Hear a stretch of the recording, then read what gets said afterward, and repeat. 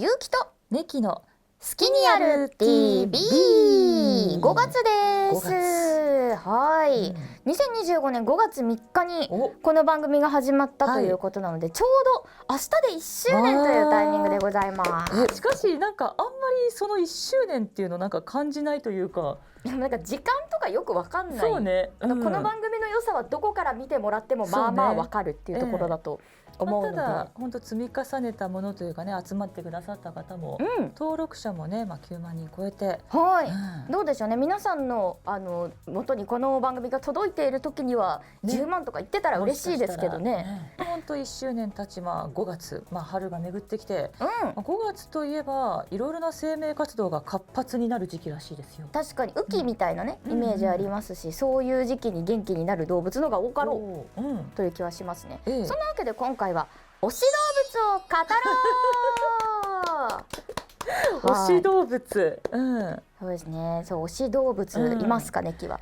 いやー、私やっぱり機械の方が好きになっちゃうから、だからあおちゃんすごい動物好きなイメージが強い。私動物大好きです。結構何でも大好きかも。でも逆に機械だとどういうのが好きなんですか？機械はやっぱりさ、なんかメカっぽいやつ、メカっぽいやつ。それって頭痛が痛くない？確かに単純になんでしょうね、なんかアンドロイドっぽいのにね惹かれやすいのかなっていうね。なんか逆にその AI 搭載のなんかロボットみたいなアニマルみたいなのも好き？好きだし、なんかゲームでいわゆるメカっぽいキャラいると一人入れちゃうなみたいな。キャラとしてなんですね。なんか最近のゲームはあんまりないかな。昔 RPG ってなんかロボ的なキャラとか。でも今もいるんじゃないですか。アンドロイド枠っていうのは今も全然いる気が。動物ね、だからなんだろう、マスコットキャラとしてもそうだけど、もうここでもリアルな動物ってことよね。そうなんじゃないですかね。種族として好きみたいな感じなんじゃないかな。私は最近見ててめちゃくちゃ可愛かったのは、なんか結構インコ、あとタヌキも好きですね。タヌキちょっと流行ってたよね、なんかね。そうなんからしいですね。なんか私なんかもうなんかすっかり属性から切り離されてしまってよく分かってないんだけど、そうなんかでもインスタ君に流れてきた動画で、穴にはまったタヌキが硬直して動けないままそれをこうずるって出されて、後びっくりしてもう一回はまるっていう動画があって、最高に可愛かったですね。そういう感じなんだ。なんて難しい動物なんだと思って、生きるの下手すぎるだろうみたいな、そんな感じ。可愛いよね、無垢でね、動物はね。いや、そうですね。特にそれちょっとどんくさいところを見ると、なんか下手っぴだけど頑張って生きてる感じがして愛おしいみたいなこれはありますね。いや、というわけでね、こう好きにやろうの皆さんからもね、いっぱい好きな動物届いておりますので、お便り読んでいきたいと思います。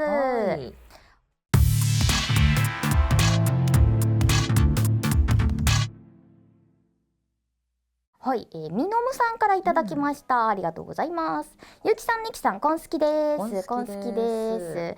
私の推し動物はアザラシです。水中を泳ぐ姿はとても機敏で美しいのに、陸だと丸々としてもちもちなのが最高です。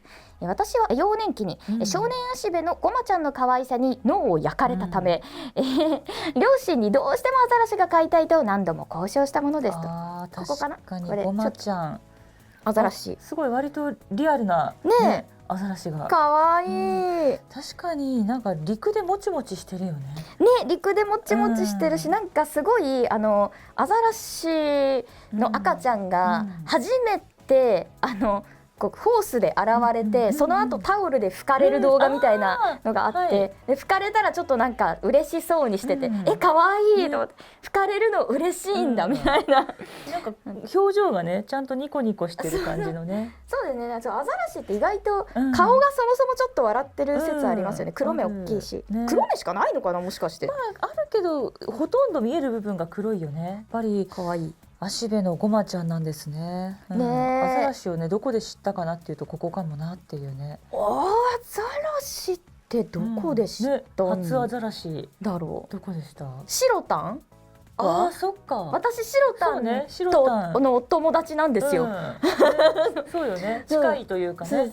デジモンだとだからゴマモンとかもそうだったな。そっか、ゴマモン確かに可愛くってね。絶対ゴマ風アザラシイメージですよね。で大きくなると、そう。動きも可愛いんだよな、アザラシは。はいね、続きまして、はい、星空のガーディアン皇帝さんからいただきました。ありがとうございます。子供の頃ホワイトタイガーを間近で見たことがありますが、そのあまりの神々しさと圧倒的なオーラに完全に心を奪われてしまいました。雪のように美しい純白の毛並みに力強く刻まれた黒の縞模様、そうまさにその姿は女神転生におけるケルベロス。子供ながらにホワイトタイガーを見たあの時の感動は忘れられませんね。確かにね、ケルベロスとか。ケルベロスって首3個ないんですか？ケルベロスね、女神転生のケルベロスはね、こうまさにこのちょっとホワイトタイガーっぽいっていうかね、多分モフモフ系ですね。はいはいはいはい、ゆきさん好きかも。ケルベロスなのに首が3つあるわけじゃないんだ。ケルベロスといえばあっちみたいなね。そう、どっちかというとね、ワンちゃんのイメージというか、首が3個あるワンちゃんみたいなイメージありますけど、そう、メガテンだとねモフモフ系ですね。へえ。確かに実際見ると神々しいかも。なんか私もそれこそ日本でホワイトタイガー見れる場所、関東にも確かあって見に行ったんですけど、意外と猫ちゃんなんでそこもいいんですよね。私結構でかい、ね、猫系の動物がちゃんと猫ちゃんしてるとこすごい好きで、すごいでかい段ボールにちゃんと入ってて、いや段ボール入っちゃうんだっていうそんなことしてるんだ。もうべっこべこになった段ボールに、でもなんか多分お気に入りで、そこにこうのしのしのしって歩いててぐるって入ってて、いや入るんだそこっていう。本当に猫なんだね。そう、あとね、こう伸び方もこういう伸び方で可愛いんですよね。そうね、大きいけど確かにフォルムはやっぱ猫ちゃんしてるものね。そうなんですよね。尻尾とかもね、このね長い感じね、結構ちゃんと猫ちゃん感があったりとかして。そう、まあでも猫ちゃんと違うところとして、虎はね池を泳いだりしますからね。あ、泳いでるね。そうなんですよ。水に強いっていうのは結構虎のより強みのところなのかなと思ったりします。やっぱ生息地にもよるのかもですけど。そうか、虎とライオンはちょっとまた違うか。そうですね、意外と違う。でもそのなんか猫みの可愛さは一緒かも。特にやっぱそのなんか白くなったことによるかっこよさはねあるなって思いますね。ホワイトタイガー。白い毛並みってやっぱりね神々しいね。いやだってホワイトでも生きていけるってことですからね。こいつ別に雪原に生きてるわけじゃないですから。そう、白くても強いってことは森の中で目立ってもこいつは狩りができるってことですから。それはさすがにそうね。そう、めちゃくちゃかっこいいですよね。そうなんですよ。なでなでされてる。なんかね、スタイルいいよね。スタイルいいですね。そう、このね、お腹のとことか好きです。じゃあ続きまして、かりんさんからいただきました。私の推し動物はゾウです。ゾウさん。大型動物全般が好きですが、特にゾウですと。なんといっても鼻のデザインがいいですねと。鼻を自由自在に動かして物を掴んだり、水を飲んでいる映像をふとした時に何度も見てしまいます。また動物園に行く時はまずゾウのコーナーを探してしまいます。いや、ゾウって本当にいいものですね。そんなにゾウさん映画みたいな言い方。いや、なんだろう、わかるけどね、まずゾウさんが好きですみたいなさ、ちっちゃい子のね定番的にそんなにずっとゾウさんはね。そう、かりんさん34歳なんですけど、ずっとゾウさんが大好き。最高ですね。いやでもゾウさんいいですよね。なんかダンボとかのイメージが強いな。確かに、やっぱその穏やかでおとなしいイメージ、賢いイメージがありつつ、やっぱこいつが穏やかでおとなしくいられるのは、戦ったら筋肉の塊だからバカ強えっていうのがありますよね。そのカバとかゾウとかってやっぱ強えから。そうね。確かにこんなに大きい存在であんなに穏やかでいてくれるって、そうなんですよ。どうなったら動物さんさ、結構その動物によっていわゆる性格、性質違うじゃない。そうですね。あれどうなってそうなったんでしょうね。まあでもやっぱそのなんか気性を荒くする必要がないぐらい強いってことですよね。そもそも。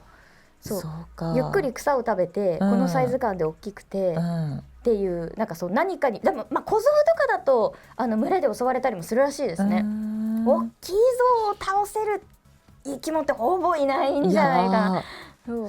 だって動物園とかで見られる中だと一番大きいですよね。おそらくそうかも。高さでいうとね、キリンとかも出てきますけど、体積値でいうとなんか象の方が大きいイメージが。そうかもな。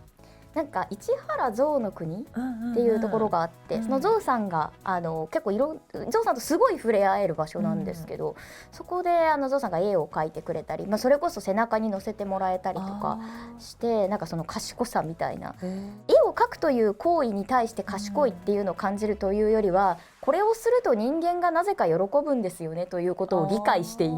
優しいんですね。そうだし、なんか社会性があるというか、やっぱ群れで生きてんだなみたいなのがあって、社会性か。そう、すごい社会性あるなと。確かに物語におけるゾウさんもそういうイメージかもね。ありますよね、やっぱりね。助けてくれるようなというか。でもたまにこう海外の動画とかで見る暴走する街中で暴走するゾウとか見るとモンスターハンターというか感じあるから、やっぱそのパワフルさを秘めてる感じもいいですよね。確かにメガテンだとちょっとそういう感じの悪魔いたわ。ゾウっぽくてちょっとやっぱ強いというか、体が大きいからね、何よりね。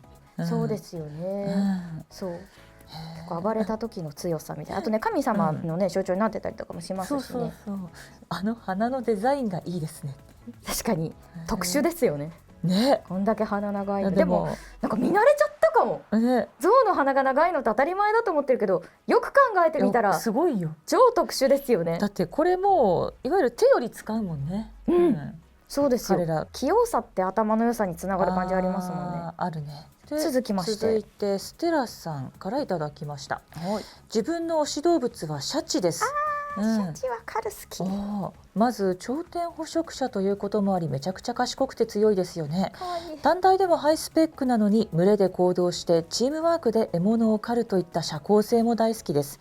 肌の色とかも進化の過程で2色になったのもかっこいいですよね。わかる。ある海域のシャチのグループが特殊な行動をすると、その後遠く離れた海域のグループのシャチも全く同じ行動をする事例があるらしく、何らかの方法で遠くの海域のシャチ同士がコミュニケーションを取ったのではと言われています。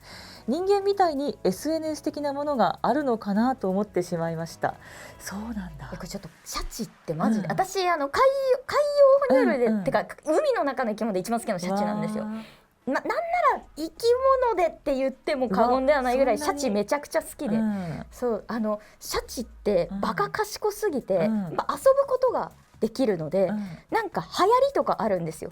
死んだ魚を頭の上に乗せるっていう流行りとか、あとその時期のシャチはみんな死んだ魚を頭の上に乗せてるっていう、でそれを泳ぐっていう、そんな高度な遊びしてるの。そうとか、あと人間の船舶に体当たりをして揺らすっていう流行りとか、これ意味ないんですって、遊んでるだけ、それが流行してるっていう。でもなんか別に彼らに悪意があるわけじゃないから、なんかそれをこうなんかいわゆるその威嚇してどかしたりとかっていうこともできない、杖ですし、賢すぎて特殊な生き物化してるのがめちゃくちゃ良くて。そんなに賢いんだ。めちゃめちゃ賢いですよ。狩りの方法とかも本当に賢いんですよ。それはどこで見たのというか、なんでそんなに詳しいの？もともとシャチ好きだったんですけど、シャチ好きなこともありつつ、結構そういう番組のナレーションとかもさせてもらう経験もあって。そうか。そうすごい動物好きなので、そういうなんかこう案件いただくこともあったりしてですね、いやシャチはねマジでいいぞ。まずでもね、単純に見た目がかっこいいっていうのもあるんですけど、そうなんですよ。この2色進化の過程でそうなったんだ。いやそうなんですよね。それこそこのカラーリングの生き物他にいないじゃん。おしゃれですよね。いやおしゃれ、しかもなんかちょっと眉毛ついてて可愛い。確かに。あとつるっとぬめっとしてる感じも含めて、でもこの巨体感とつるっととこの柄で爆速で泳げるので、それもねとんでもない。こんなプニプニしてますけど全身筋肉ですしね。そうか、筋肉かこれも。そうなんです。アザラシの子供とかをそれこそ尻尾でバーンって打ち上げて遊んだりとか。だとね、私その両親が海すごく好きで、でそのつながりでシーワールドのそのシャチのそのショーのお姉さんが遠い知り合いにいて、でなんか子供の頃見せてもらったのが結構センセーショナルというか、あんなに大きくて歯もいっぱいあって怖いのに、シーワールドではすごく可愛い生き物というか人間のこと大好きでいてくれるじゃないですか。だって一噛みで私たちのことを殺せるはずなのに、優しいっていうか。そうか、我々って動物たちに生かされている。そう、多分彼女が大暴れしたら普通に本当にプールが血の海になるはずなのに、なんかこうそうせずエンターテインメントしてくれてるって、しかも分かっててやってるわけですよ。なんかもうちょっと餌のためにやってんのかなって思ってたけど、違うの。お姉さんのこと好きだし、観客からの拍手も嬉しいの。ちゃんとすごいね。喜んでるって理解してて、水が足りないとか言われると、もちろんこうやってやられてるんですけど、その手に合わせて水とかバッシャーンとかかけてくれるんですよ。もうそのダイナミックさと賢さ、可愛すぎる。たまたま同じ言葉を持たないだけで、いざ会話したら相当でしょうね。そう、シャチの皆さん、なんかもしかしたらすごい穏やかに、うわーようやく喋れるようになったんだねとか言われちゃうかも。そうかも。よかったよかったおめでとうとか言ってそうか、いや人間くんたち生きづらいだろうなと思ってたんだよって言われてもおかしくないぐらいこいつらは賢い。我々とか生命体海から来てるから大先輩なはずですもんね。そうなんですよ。生き物としてもね。やっぱ頂点捕食者なんで、なんか危ないよみたいな、うちら全然食べれちゃうから気をつけてとか言われる可能性も全然ある。そうかもね。動物と話せるようになるのはいつになるんでしょうね。いや本当に。ちなみになんですけど、私のファーストキスの相手、鴨川シーワールドのシャチです。こうチューされるやつ。ちょっとかじゃなくてガッてきた。そう、ここに立っててねって言われて、その時は普通に知り合いとか関係なく、私がシャチ好きすぎてめっちゃ通ってた時期があって、子供の頃。シャチ好きで通うって思う。めっちゃ通ってたんですよ。本当に。シーワールドに。そうで、そのシャチにチューしてもらえるっていうのが、その子供の中から一人選ばれるんですよ。すごい。なんだけどなかなか選んでもらえなくて、めっちゃ通ってて、シャチとチューしたくて、で通ってたらようやく選んでもらえて、でその時にその水槽の白いところあるじゃないですか、あそこにこう呼ばれて、ですごい力で来るし、水もかかるから踏ん張っててくださいって言われて、こうやって立ってるところにドンってシャチが。大丈夫だった？衝撃的にはね、結構なパワーできます。力がねちょっと強いところもあるから。そうなんです。でもねちゃんと分かっていて、我々がなんでしょうね、自分のフルパワーでいったら壊れちゃう脆い生き物なことを多分シャチは理解してるので、バンぐらいです。すごいな。やっぱりね、賢さって優しさでもあるなみたいなところあるんですけど。いや本当にそうなんですよ。ちょっともっとなんか動物のこと知りたくなってきたよ。ちょっとぜひネキにも推し動物を作ってほしい。そうね。さらにおすすめの動物きっといっぱい来てるはずなので、次お願いしていいですか？はい。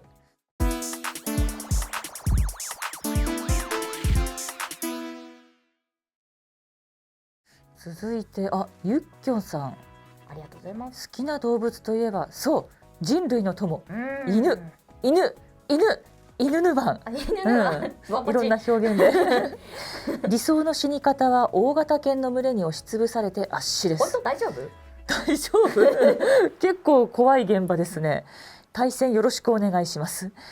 ゴミ捨てに外に出たちょうどそのタイミングで、目の前の電柱にうんちをしている近所の黒柴ちゃんを見かけて、今日は運がいいなとニコニコしたり、大型犬カフェのお庭遊び動画を見て、うおー行きたいとくねくねしたり、日々見かけたり流れてくる動画のワンちゃんに生きる希望をもらっています。可愛いですね。すっかり異常犬狂いの様子を固定してしまいましたが異常犬狂いって幼少期の頃に家に犬がいる生活はしていたものの、今考えるとあまり従前に可愛がれていなかった。すごいね、なんか表現がね。そうですね、愛が溢れてる、後悔があるのかもしれません。お二人のワンちゃんに関する思い出エピソードもあればぜひ教えてください。あれネキってあれワンちゃんいませんでしたっけ？そんなことない？全然ね、私どちらもいなくて。いないのか。そう、ただ周囲でやっぱりワンちゃんをねお迎えしてる方が多いので、なんかいつもそのお友達の家に行ってちょっとお邪魔してますみたいな。むつみさん家にワンちゃんがいるからそのイメージがあるんだ。むっちゃんとかね、あそこ毎回ワンちゃん猫ちゃんいて、あちらとしてはもうあちらが主だから、そうですね、今日も来たかみたいな、だんだん認知してもらえたのかなっていう。ワンちゃん賢いですからね。多分覚えてるけど、知らんふりされてる時は、知らんふりをされてるんでしょうね。なるほど。お前をまだ覚えるに値しないっていう反応をされてるんだと思ってる私。それも賢い。毎度すいませんお邪魔しますの気持ちでいますよね。ワンちゃん、いやうち、昔ね、本当に自分がいくつだったの、8歳ぐらいだっったのかな、でっかいモフモフの犬、モップみたいなワンちゃんが庭に迷い込んできたことがあって、なんかもうすでにいいね。そうなの、でも明らかにでも飼われてるワンちゃんなわけですよ、だけどどこのワンちゃんか分かんなくて、で1週間くらいうちでお世話をしたんですね。でもちろんその警察にも届けていて、ピニャコラーダって名前をつけてたんですけど大きいワンちゃんの名前じゃなくない？でもなんか当時、なんかココナッツ味のものがすごい私好きで、でそれを何味なのっていうのを親に聞いた時にピニャコラーダって返ってきたから、後に大人になってそれが酒の名前だったことを知るんですけど、そう音も可愛いし、可愛いものにつける名前だと思って、ピニャコラーダでピーちゃんって呼んでたんですけど、ピーちゃん無事に飼い主さんが迎えに来てしまいまして、もう大号泣ですよ、うちでピーちゃんとして飼われていた犬は、花子という名前でした。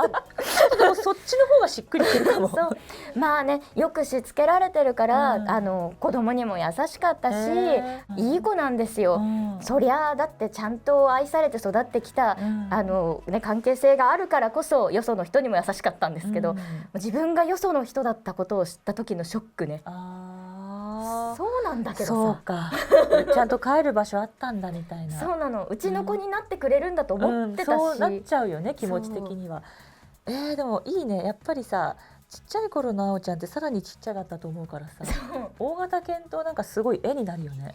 いやそうなの、多分そうだったと思う。なんか自分がちっちゃいからね、大きい生き物好きだった、シャチもそうですし、そうかも。そうなんかでかい生き物への憧れがめちゃくちゃあった。わかる。やっぱり少年少女は、私の場合大きなロボになっちゃうんですけど、そうあってほしいっていう。いやわかる。小さな体でなんか大きな存在とね、共にあってほしいみたいな。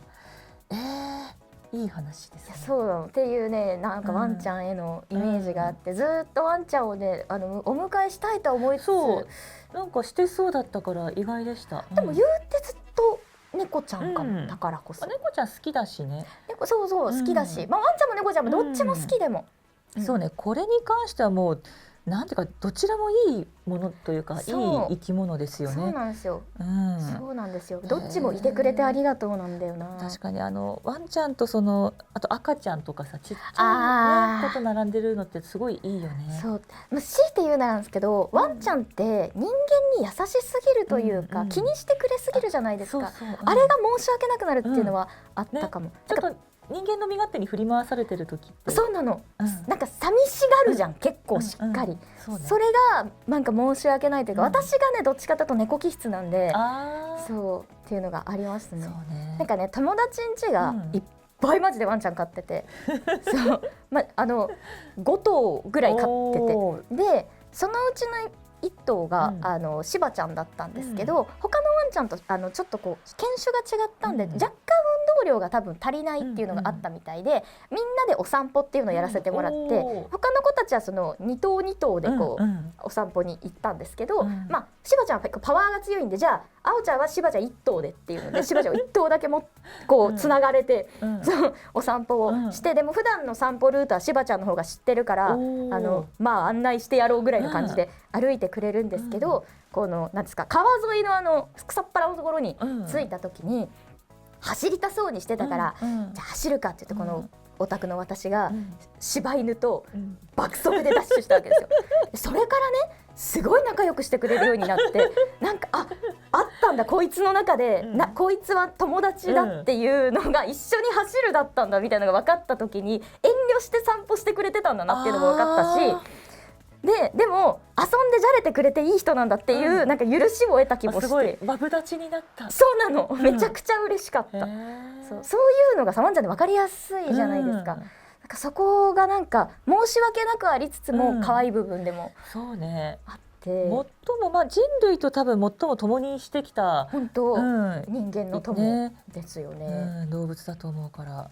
続きましてルナさんからいただきました。は私の推しはにゃんこ様、猫です。理由は可愛いからですね。可愛いは正義です。外見だけじゃなく、行動も自由奔放さが特に理屈じゃないというか、にゃんこ様のあり方そのものが可愛いと思ってますということで、そうね、猫さんのねメールは他にも届いておりまして、ラーレタンさんからもいただきました。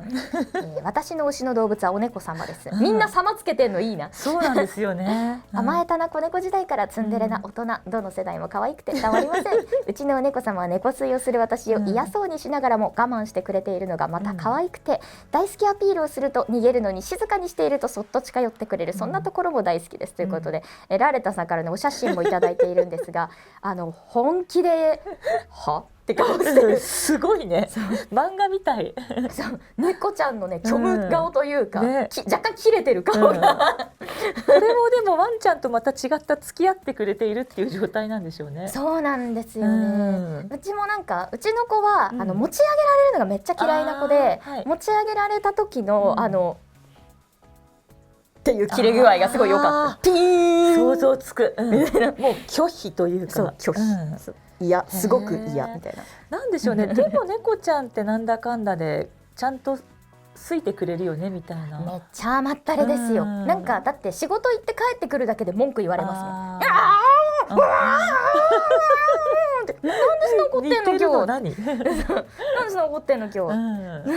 嫌だったの、寂しかったみたいな。ですごい私のくるぶしを狙ってくる。ね、だからよくほら、人間でも例えてっていうかさ、犬っぽい子が好き、猫っぽい子が好きとかあるけど、本当にこうつけがたいよね。そうですね、この自由さというか、その尽くす良さがあるし、尽くされる良さもあるし、みたいなところは本当ありますよね。猫ちゃんはなんか皆さんがやっぱ下僕みたいになるものね。そうなの、そうなの。猫様はね、猫様に合わせてどんどんこう生活を変えていく良さみたいなのがあって、そうなんですよ。可愛いしね。そうね。あとね、柔らかいんですよ猫って。そうか。それもあるか。あとこのサイズというか、先ほどもじゃあホワイトタイガーの話もやっぱ可愛いよね、そのねフォルムとサイズとというかね、しなやかさのね可愛さみたいなのがありますよね。そう、ワンちゃんって結構そのどっちかというと骨格どっしりめで硬いじゃないですか。あと大きくなっちゃうというか、筋肉質でそれもいいんですよ。そのこうかっこよさもありつつ、でも猫ちゃん、猫科系の柔らかさもまた良くて、そうあなたはどっち派って本当感じですよね。ね、そうなんかどちら派でよく分かれつつも結局別れられないよねっていうかね。いやそうなんですよ。結局どっちも好きですね。そうね。環境があったらワンちゃんも飼ってみたい。どちらもいるのがいいんじゃないかなって。ボーダーコリーとか好きなんですよ。頭いいじゃん。そうか。でも猫ちゃんもやっぱり賢い動物ではあるね。賢い猫ちゃん。でもたまにバカなのも可愛い。そう、なんかたまに不思議なことしてる時ない？うちの猫ちゃんは足が短いんで、降りるっていうのがすごく苦手なんですよ。でも高いところが好きなんで登っちゃいはするんですよね。登った後降りられなくなって「いやーってめっちゃキレてて、ありそう。いやなんで登ったん？そうだよね。お前今週4回目やろみたいな。分かってたよねみたいな。あるある。で多分なんですけど、下ろしてもらうということで構ってもらうことに喜びを感じている。あれ多分。そういうプレイなんだ。そういうプレイなの。プレイだ。そうなの。しょうがないなをさせてくれるの。なるほど。ちょっとね。モテそう。そうなんですよ。結局彼らの手のひらの上、人間など遊ばされてる、遊ばれている。あとセクシーよね、なんかね。そうなんですよね。そうなんだろうな、健全なかっこよさっていう意味で言うとワンちゃんなんだけど、そのなんだろうな、ちょっとこう悪い色気がある。なんかやっぱ翻弄される感じあるからね。なんだろう。そうなんですよね。あとこれ別の私が好きなこう YouTube チャンネルで言っててなるほどって思った話があって、作品に出てくるワンちゃんが重要なパーツを担うことってすごく少ないけど、猫は出てきたら絶対重要なパーツを担ってるよねっていう話されてて、言われてみればそうかもと思って、こう救助犬とかで出てくる、こうパートナーとして出てくるわかるワンちゃんとか、もしくは番犬として出てくるとかはあるんだけど、猫が出てきたらもうミステリーが始まるというか、みたいなとこちょっとあるよねみたいな話をされてて、確かにこうストーリーの始まりとして謎を秘めやすいんだなみたいな、ありだっますよね。てセーラームーンがあれ犬だったら全然違うもんね。確かにセーラームーンがもし犬だったら、ルナたちが犬だったら一緒に戦ってくれてたと思うんですよね。そう思った、一緒にボーンっていきそうですよね。ね、へえ、猫やっぱそこのちょっとミステリアスさもあるのかな。でもワンちゃんに対するなんか絶対的な信頼もわかる、ね。そうなんですよ。どうしようね。犬の良さと猫の良さを併せ持つポケモンレントラーをよろしくお願いします。そういうはい、すごい。そうなんです。なるほど、突然推しポケを押してしまったんですけど、すごいしっくりきた。そう、それは好きですね。そうなんですよ。犬の良さと猫の良さをどちらも併せ持つポケモンなんですよ、レントラーって。私の中でそういう結論に至ったんですけど、そこにね、どちらかというと多分虎寄りなんですけど、名前からすると、でもね、なんか山岳救助とかするんですよ、レントラーって。そういうのちょっとワンちゃんっぽいじゃないですか。だからそういうとこ好き。でもわかる、猫ちゃんっぽさも感じるよ。そう、デザインはきっと猫ちゃんで、そうでもなんか性格性はワンちゃんに近いというか。うわよくない？いいとこ取りなのよ。もうずっと一緒にいたいね。そうなの。暮らしたいよね。それはそう。はい。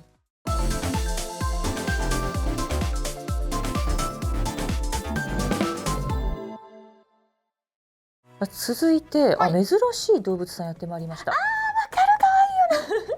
ネクタイ軍曹さん、僕の推し動物はウォンバットです。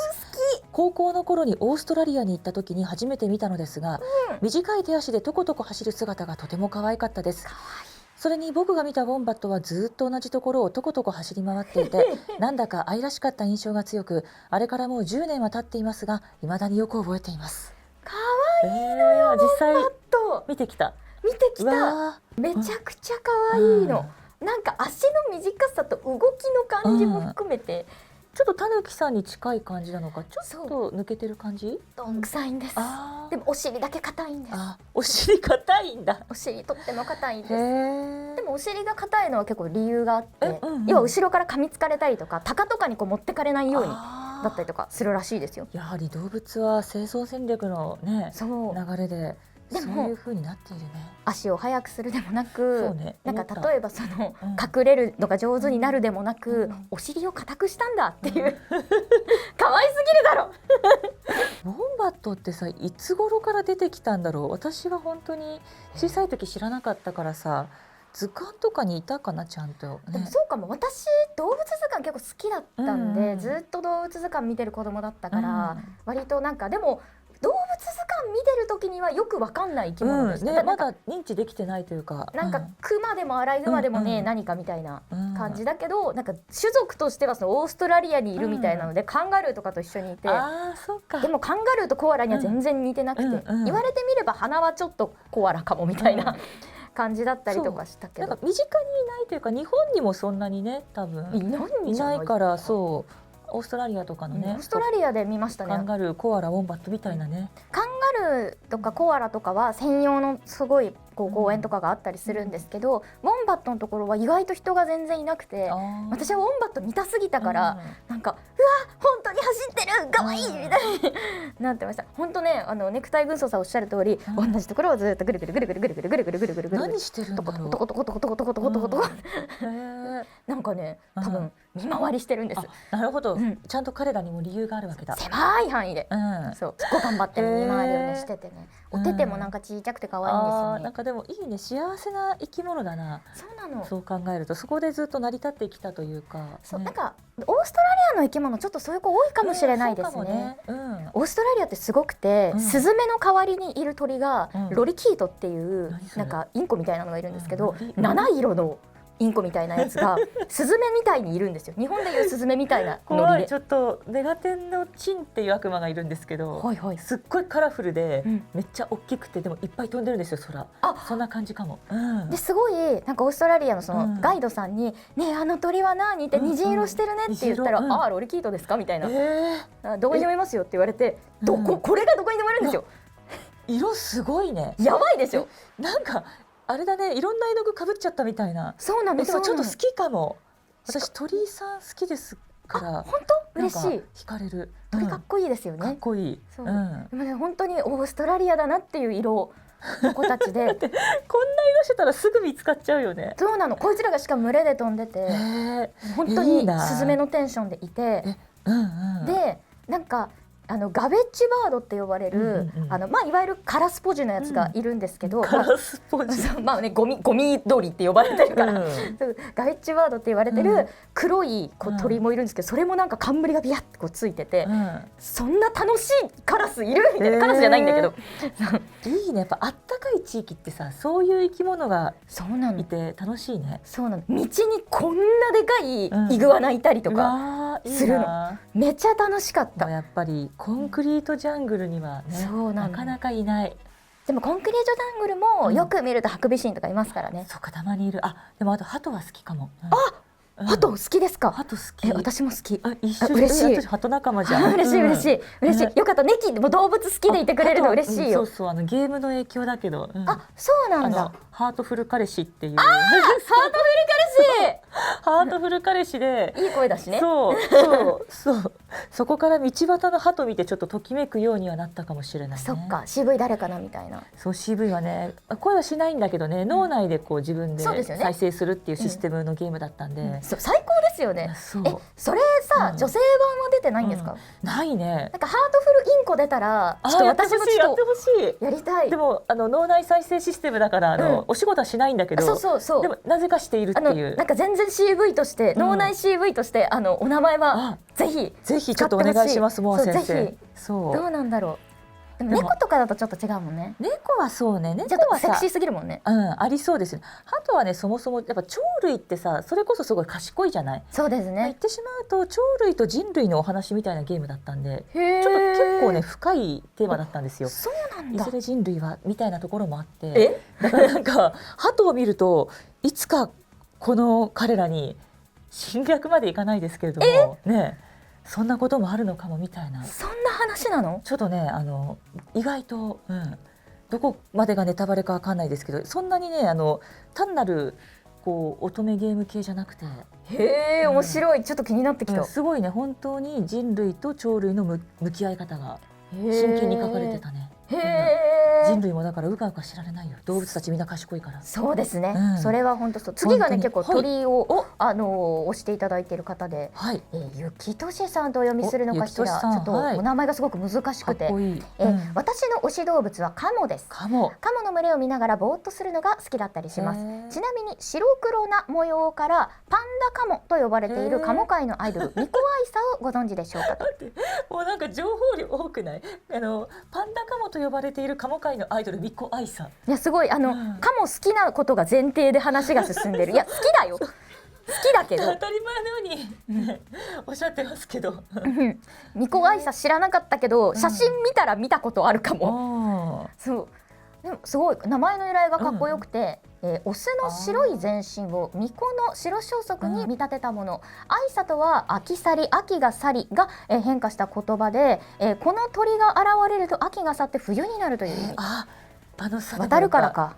鳥さんってそうなんか動物で季節を教えてくれる感じですよね。確かにそう彼らは飛べるから、そのなんだろうな、争うことなく場所を移動することで自分たちの生活を変えていくっていうのがね、季節に合わせてていいですよね。確かにな。そうね。私ねカモですごい好きなのが、いわゆるそのカルガモちゃんたちがこう巣を作って、その後そのいい感じの池まで産むところといい感じの池までは結構離れてるんですって。でその池に行くまでの間って人間のこの建物がいっぱい建ってたりするから、それをこう避けて歩いていかなきゃいけないらしくて、でそれを人間たちがねちゃんとそのどのタイミングでカモが出発するかを見てて、で今日カモ出発しましたって言うと全面通行止めになるの。そこがそうカモがちゃんと水辺に行けるまでその見守り隊みたいな人たちがいて、でこっちじゃないよこっちじゃないよって言いながらそれをでも触っちゃいけないんですよ。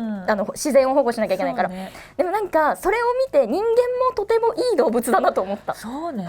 そう全然関係ない種族の動物の子供たちと親がなんか無事に池にたどり着けるように見守っちゃうその感じ、人間もいいなって思ったんだよね。というか人間同士よりも優しくなってるというか、そうかも。なんかさやっぱり種族が違うことでうん生まれる優しさっていいね。そうなんか多分分かり合いたいって思うんでしょうね。歩み寄りたいっていそううね。言葉で通じ合えないからこそ共存したいと思ってるってことを態度で示さないといけない相手だからこそなのかなっていうのもあって、なんかちょっと人も好きになった。そうね。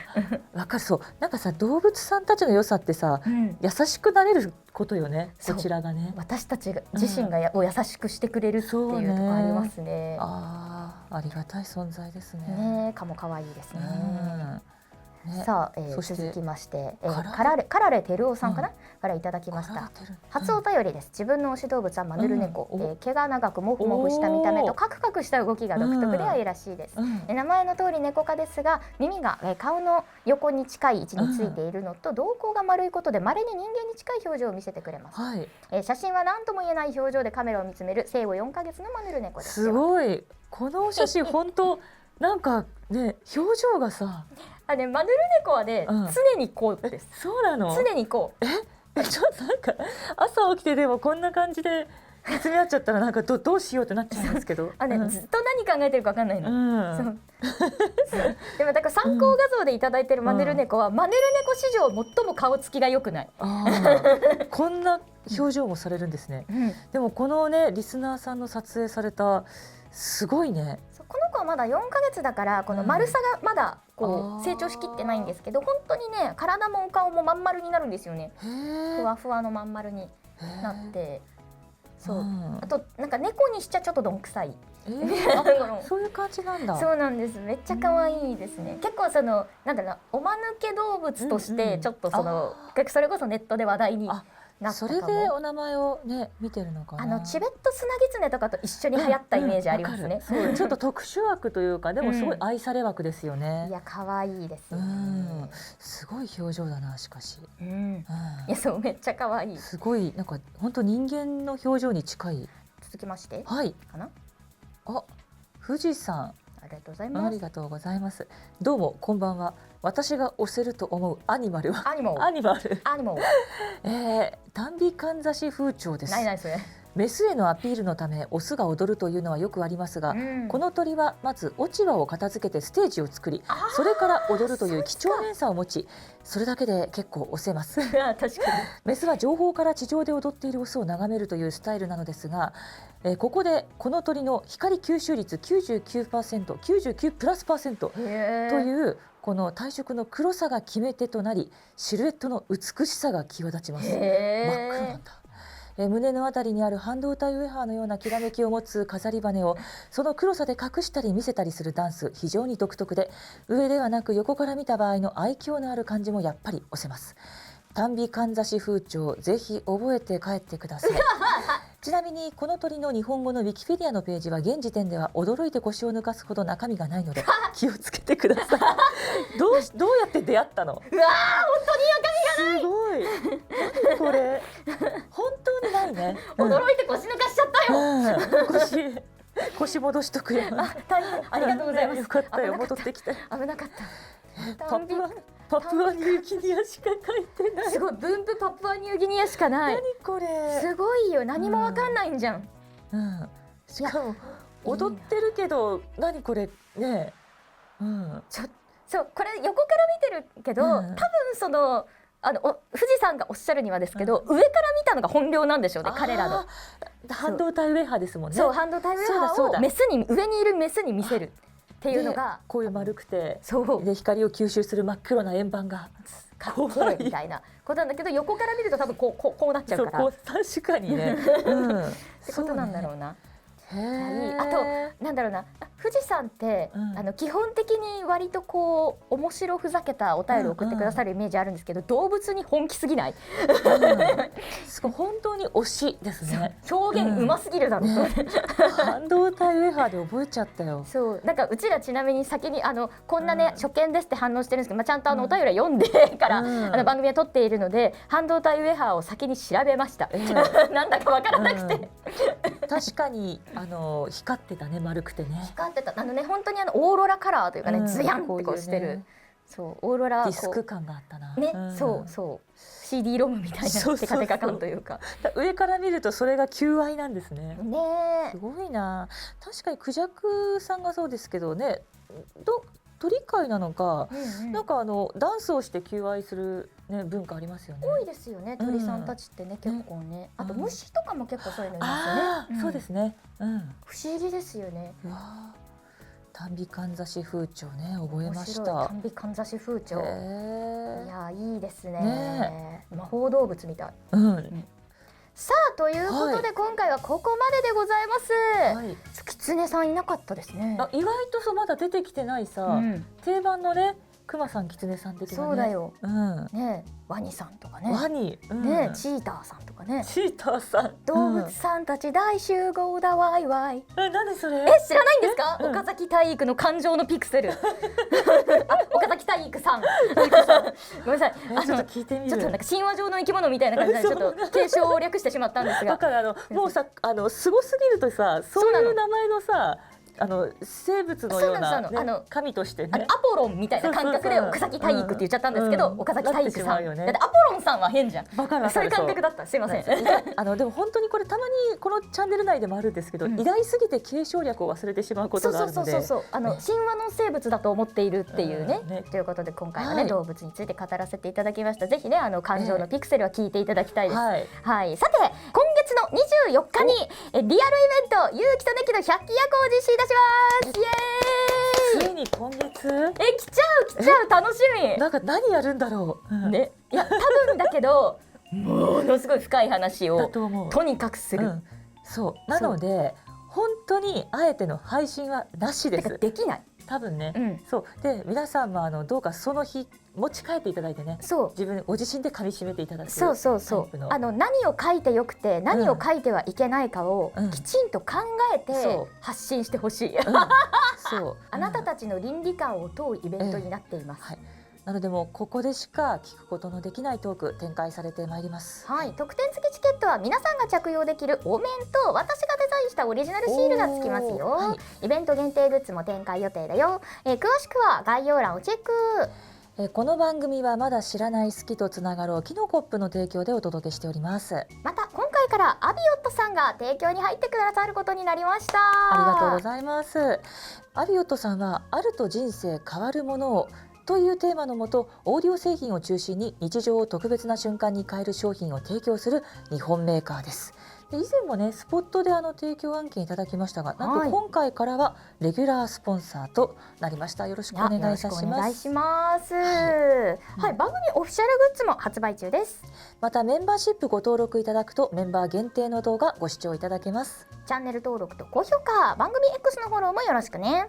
それではまた次回お会いいたしましょう。好きにね。